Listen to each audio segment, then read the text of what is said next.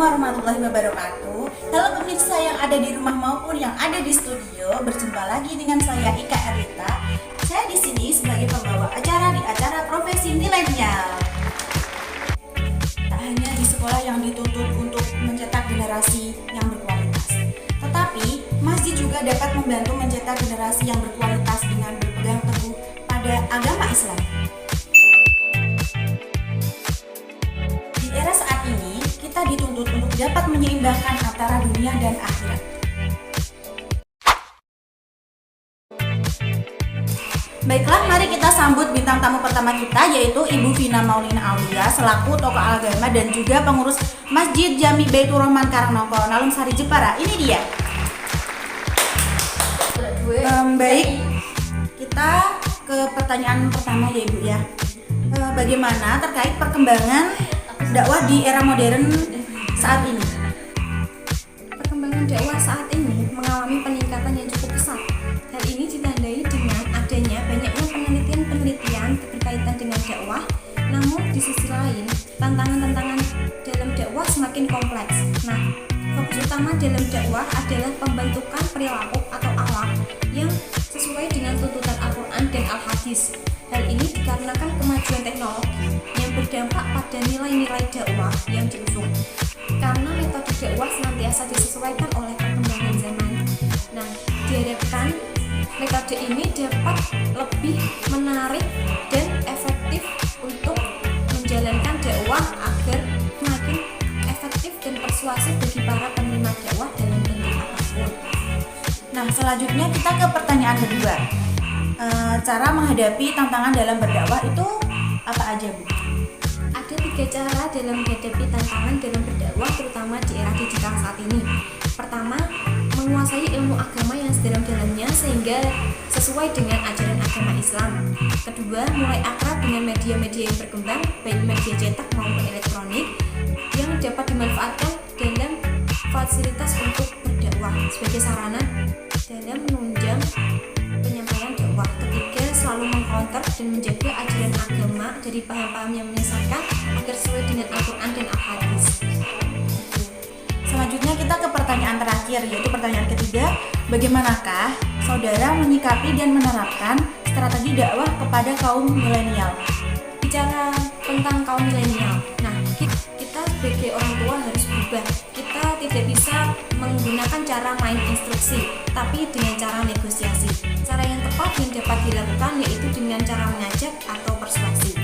Kadang kita sebagai orang tua tak cukup sabar. Nah, kecenderungan seperti ini tidak boleh dipandang sebelah mata, terutama dalam mendidik masalah agama. Walaupun kita beda generasi, namun tak boleh beda misi. Orang tua harus mendekatkan diri dengan anaknya, menciptakan suasana yang hangat, saling terbuka, saling berdialog dan berargumentasi, karena anak-anak sekarang mempunyai daya jelajah, siap berdialog dan berargumentasi karena anak-anak sekarang mempunyai daya jelajah yang lebih luas dan lebih canggih seiring perkembangan teknologi saat ini. Baik, terima kasih Ibu atas jawabannya dan juga ilmunya. Terima kasih juga atas waktunya. Semoga video kali ini akan bermanfaat untuk pemirsa. Terima kasih Ibu.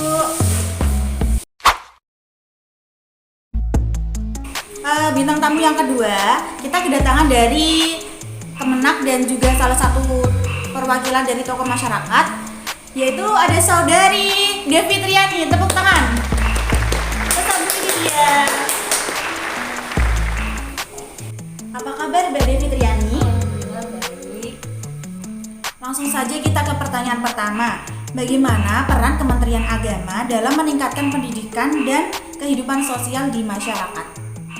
Kalau dari Kemenak sendiri terus berusaha untuk meningkatkan dan juga selalu berusaha berpartisipasi dalam pembangunan ya, karena kalau dari Masjid Produktif di sini kita lebih mempusatkan ke kebudayaan dan juga peradaban, karena memang sudah seharusnya di sini bisa memberikan peningkatan kualitas pendidikan dengan ditunjangnya sarana prasarana. Diharapkan itu mampu meningkatkan minat belajar dan juga pengetahuan. Selanjutnya ke pertanyaan kedua. Adakah kegiatan untuk mengoptimalisasikan pemberdayaan masyarakat dalam pendidikan dan kehidupan sosial? ada ya upaya untuk mengoptimalisasikan kegiatan pemberdayaan masyarakat dalam pendidikan kehidupan sosial. Jadi bentuk-bentuk optimalisasi yang kita berikan itu seperti mengoptimalkan spiritual keagamaan, pendidikan, ekonomi, sosial kemasyarakatan, dan juga tentunya kita juga memperdayakan seni budaya. Selanjutnya kita ke pertanyaan ketiga.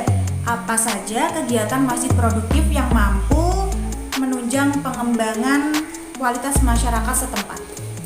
Iya, dalam hal ini tentunya memiliki peran yang cukup signifikan ya, karena bisa mengembangkan kualitas masyarakat. Seperti kegiatan sosial kemasyarakatan itu menjadi sebuah ruang diskusi untuk mencarikan sebuah solusi. Keikutsertaan remaja dalam kegiatan masjid, mengadakan berbagai jenis pelatihan dan juga kajian. Jadi masjid di sini digunakan sebagai pusatnya mencari ilmu gitu, Mbak. Baik, terima kasih atas waktunya dan juga ilmunya ya, Mbak Dia Fitriani. Terima kasih juga, Kak. Yang terakhir kita kedatangan bintang tamu pembisnis muda ya, salah satu owner fashion muslim yang ada di Kota Demak. Kita sambut, inilah dia, Mbak Novita Solihah.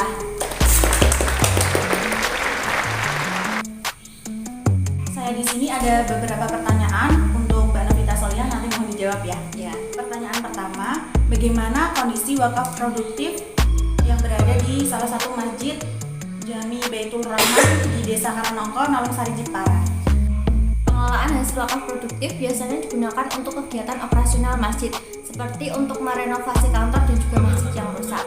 Jadi dulu hasil dari wakaf itu digunakan untuk kepentingan masyarakat di sekitar masjid, seperti untuk mengembangkan usaha atau membuka usaha. Tetapi kalau sekarang itu sudah tidak. Jadi hasil dari wakaf tersebut hanya digunakan untuk operasional masjid saja, seperti digunakan untuk merenovasi masjid. Selanjutnya itu pertanyaan kedua ya Mbak. Dalam produktif masjid itu ada beberapa kegiatan, ada infak, sedekah, dan zakat. Nah, apakah ada kelebihan dari hal tersebut dalam suatu bisnis?